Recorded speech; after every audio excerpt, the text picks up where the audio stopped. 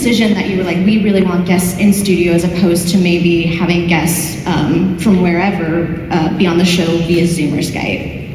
I just think we always made the decision when we started Trash Taste that we always wanted the podcast to be in person. And that's because, I've been part of a podcast where it's been online, and I feel like there's a natural chemistry that you just can't get with online Skype calls because you miss a lot of like little social cues when you are there in person as opposed to when you're on a Skype call. And I think that part of the reason why Trash Taste works so well is because it always has been an in-person podcast.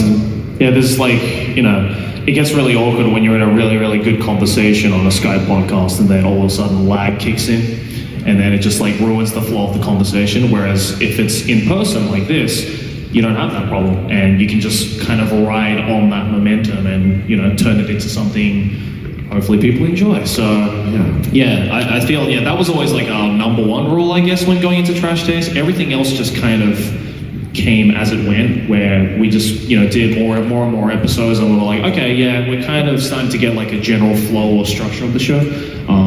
But yeah, I think as well, obviously, when you have everyone in person, you can film all on the same cameras, you can record audio all the same, so it makes it a lot more cohesive. And also, if you have a guest on, you can have lunch with them before, or you can go out afterwards. It kind of makes you get a bit more intimate, and I feel like having it in person, and the fact that we limited it only in person, really strengthened the podcast, I think.